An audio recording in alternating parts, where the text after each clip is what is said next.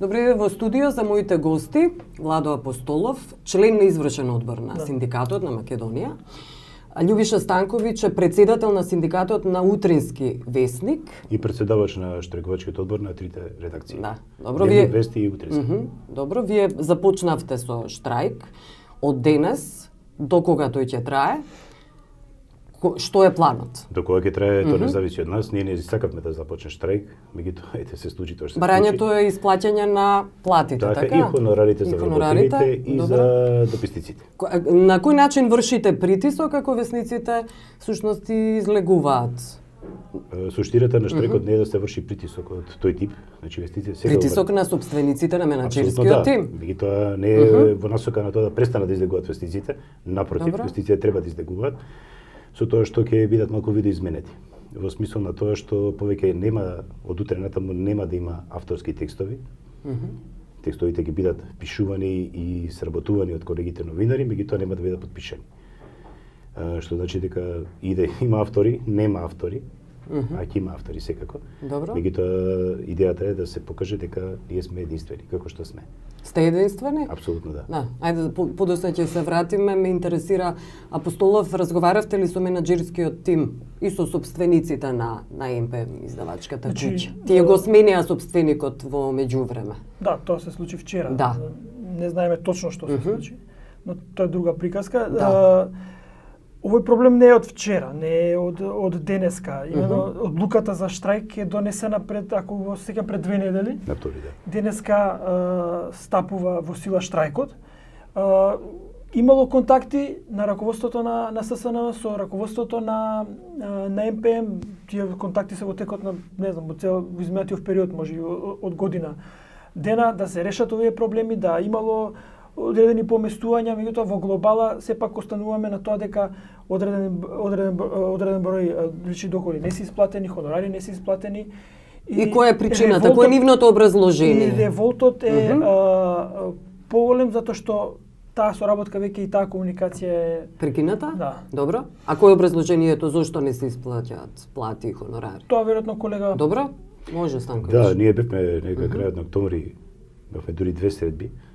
Најпрво со господинот Керим, подосна беше тој и беше господјицата Јана Станисављева. Слушнавме 2 опречни работи, според едната требаше да се работи да течат како што ќе течат непречено, дека ќе нема отпуштање на вработени и така натаму. За веќе една недела подосна слушнавме дека напротив ќе има отпуштање и тоа на поголема група на новинари од сите 3 редакции, што беше малку зачудувачки. Меѓутоа од тој момент до сега нема веќе никаков контакт. Господинот Керим рече дека се согласува на тоа да се гледаме, рече дури не еднаш месечно, дури на 2 недели да се гледаме. Иако и тогаш ние побаравме да бидеме тие што ќе побарат средба, па не одбија, па подоста не викнаа да средба, меѓутоа ние отидовме. Значи покажаме добра волја, сакаме да се видиме и разговаравме. И од тогаш наместо да имаме средби, ние немаме ништо, разговараме буквално со зид. Цело време пишуваме, праќаме дописи и последниот допис беше на почетокот на овој месец, каде што повторно ставиме известување дека ќе подготвиме штрајк доколку не одбива. Не одбија, мислам пројдат тие 15 дена рок за медитација, значи за преговори, за разговори, повторно никој не се огласи. Кога дојде вчера во прескозоријата на штрајкот, вчера добивме информација дека уствари таму е сменета комплетната сопстеничка структура. Што значи тоа за преговорите со синдикатот?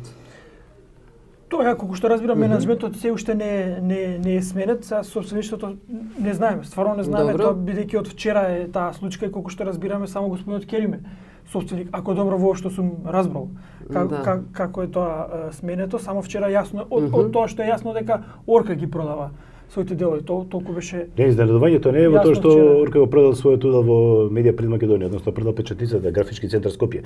Изненадувачки е тоа што ние вчера тоа сопштението на компанијата Орка Холдинг дознавме, разбравме дека управниот одбор на таа компанија донел одлука на 12 декември, значи еден ден после парламентарните избори, а одлуката била спроведена 31 декември. Од тогаш до сега, значи ние нема представа, нити имаме сознание, елементарни сознанија дали господинот Камчев е во компанијата како собственик не на третина од компанијата или не. Така да вчера беше баш зачудувачки. Ова не го велам случајно, бидејќи минатата недела главните уредници на вестниците беа повикани токму во компанијата Орка Холдинг и разговарано со нив токму за проблемиве. Главните уредници не штрајкуваат. Не штрајкуваат, од нив било побарано, како што ни пренесено на нас, било побарано да направат план и програма за санација на редакциите. Добро, но Што е зашто не малку штрајкуваат? зашегувачки. Тоа не разбира, зашто главните уредници се новинари, не се собственици. Се новинари, меѓутоа поради функцијата која извршуваат, тие не може да бидат и во контакт со менаџментот и да креират политика уредувачка, во исто време да бидат и синдикални представници и да бидат синдикалци кои што ќе штрајкуваат. Тие како новинари не сметаат дека треба да го кренат гласот. Не, тие, видете, не можам да зборам за другите редакции, Добро. меѓутоа за утрински вести може да ви кажам дека нема прекрасна соработка со главната уредничка и со колегиумот генерално, што значи дека информациите кои се случуваат кај нас во синдикатот и меѓу вработените се пренесуваат до главниот уредник и главниот уредник имаме секогаш фидбек од него што тој размислува што понатаму. Биејќи верувајте дека нити на главната уредничка нити на нас од синдикатот ни е целта да вестникот згасне. Напротив, ние сакаме вестникот да избегува и да функционира Да понатаму. ви одговорам Да. прашањето, немаме до сега информација дека нешто во тој собственички круг е сменето драстично, дека ќе има различни собственици, дека ќе има, мислам, бидејќи господинот Керим и претходно беше собственик, и дека ќе биде некој поразличен менаџмент од тој што е до сега, кој според ССНМ е еден од виновниците за оваа ситуација, бидејќи со години наназад јасно ни е дека печатените медиуми на глобално ниво се во криза, дека се намалуваат тиражите и слично. Меѓутоа, баш во тој период, во таков кризен период, тој менаџмент на МПМ наместо да се подпреврз новинарството како никогаш претходно, те избраа да работат по други линии, бизнис, политички, мислам дека Блискоста на веќе е собствеништето во И МПМ оно што е најбитно, е очигледно со власта. најбитно е отпуштувани се успешни уреднички тимови. Не секогаш. Да, во ред, има и случаи кога успешен уреднички тим не им е продолжен договорот и слично. И Како со Горан Михайловски Именно. случајот во Именно. Вест. Но добро, зошто никогаш МПМ, новинарите од МПМ не излегоа на штрајк против цензура, за која говорат постојано, па и официјално и неофицијално. Со оглед на блиските врски ги спомена веќе на менаџментот, собствеништвото со власта. Да, штрекуваат за платата, но никогаш не се сетиле дека примарната мисија на новинарот е да биде новинар пред се. Мислам дека малку ќе биде непријатно, меѓутоа верувајте дека новинарите со години назад, веќе 2010-2011 се под константен притисок. Станува збор за екзистенцијални проблеми, луѓето доаѓаат работат за плата. Добро. И ги трпеат тие притисоци. Точно е дека имало добри тимови, што рече Владо, меѓутоа не секогаш. Нашата ситуација беше обратна. Имаме многу лош уредувачки. Добро. Многу лош уредувачки тим, без раководен тим, кој што едноставно буквално со еден подпис избрка во првиот на 10 вработени. Па се случише четворица, па тројца. Кој ги избрка? Кој беше тоа? Поренешна главна уредничка.